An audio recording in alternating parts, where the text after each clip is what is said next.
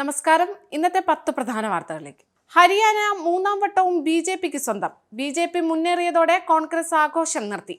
ജമ്മു കാശ്മീർ കോൺഗ്രസ് പിടിച്ചെടുത്തു.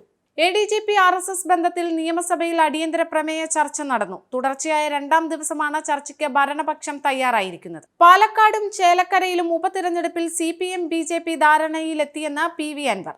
പാലക്കാട് CPM ബി.ജെ.പിക്കും ചേലക്കരയിൽ ബി.ജെ.പി CPM-നും വോട്ടുമറിക്കും.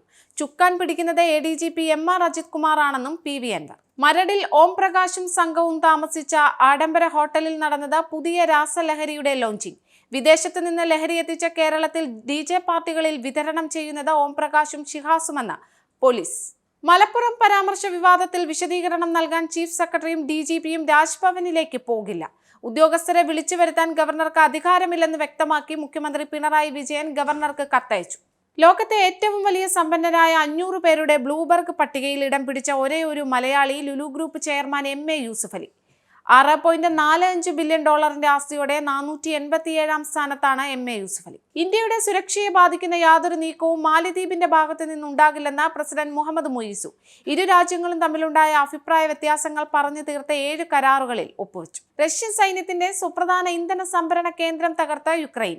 തകർത്തത് ക്രിമിയ പെനിൻസുലയുടെ തെക്കൻ തീരത്തുള്ള ഫിയോഡോസിയയിലെ ഇന്ധന സംഭരണി. ആക്രമണ ലക്ഷ്യം റഷ്യയുടെ സൈനിക സാമ്പത്തിക ശക്തിയെ ദുർബലപ്പെടുത്തൽ. ഇറാനിലുണ്ടായ ഭൂകമ്പം ഇറാൻ ആണവ പരീക്ഷണം നടത്തിയെന്നതിന്റെ സൂചനയെന്ന സംശയം. ഇറാനിൽ ഭൂകമ്പം ഉണ്ടായത് ഒക്ടോബർ 5-ന്. 12 കിലോമീറ്റർ താഴ്ചയിലാണ് ഭൂചലനം ഉണ്ടായതെന്ന് ടെഹ്റാൻ സർവകലാശാലയുടെ റിപ്പോർട്ട്.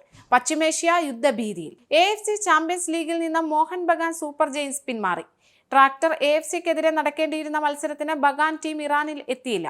ബഗാന്റെ എല്ലാ മത്സരങ്ങളും അസാധുവായി. ഇതോടെ ഇന്നത്തെ 10 പ്രധാന വാർത്തകൾ ഇവിടെ പൂർണ്ണമാകും. Anand TV mobile app download ചെയ്ത് സൗജന്യമായി ആസ്വദിക്കും.